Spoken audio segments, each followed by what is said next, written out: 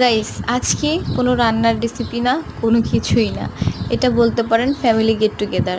আমরা ফ্যামিলির সবাই মিলে বাহিরে গিয়েছিলাম, আদারওয়াইজ চিড়িয়াখানায় গিয়েছিলাম আমরা। তো আমরা চিড়িয়াখানায় যে পশু পাখিগুলো থাকে সেগুলোই দেখেছিলাম। প্রথমেই দেখতে পারতেছেন বিষাক্ত সাপ। তো তারপরে দেখেছিলাম ময়ূর। ময়ূর ওর ডানা মেলেছে, কিন্তু আমাদের দিকে তাকায়নি।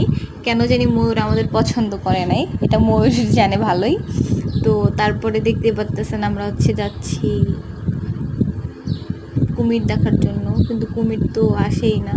মানুষের ভিড়ে কুমির ভয় পাইছে, কাছেই আসতে চায় নাই। যে ওকে সবাই দেখতে আসছে, ও দূরেই ছিল, কুমির দেখাই যায় নাই।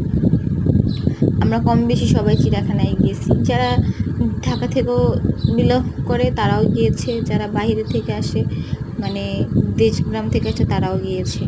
তো আমাদের ফ্যামিলি সবাই মিলে চিড়িয়াখানায় ঈদের পর ঘুরতে গিয়েছিলাম। ভালোই লাগছে, ফ্যামিলি মেম্বারদের সাথে ঘোরাফেরা সব ভালোই লাগে।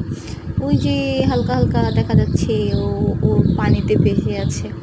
তো যাই হোক, ফ্যামিলির সাথে আপনারাও ঘুরবেন, ভালো লাগবে, মন ভালো থাকবে।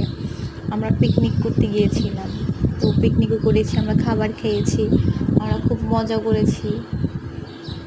তারপর খুব ভালোই লাগে ফ্যামিলির সাথে ঘোরাঘুরি করলে। আপনারাও ঘুরবেন, মন ভালো থাকবে, মন ফ্রেশ থাকবে, সুস্থতা ভাব অনুভব করবেন।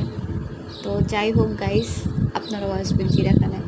দেখতেই পারতেছেন জেব্রাও দেখেছি, দোতলা তিনতলা সমান বড় জেব্রা। এটা কি বলেন তো, দেখি তো চিনেন নাকি? আপনাদের যদি এরকম কোনো শয়তান কোনো বান্ধবী থাকে, তাহলে এটা এরকম অজগর সাপ, এটা আপনাদের বান্ধবী হতে পারে কোনো। তো এটা আমাদের খাবার।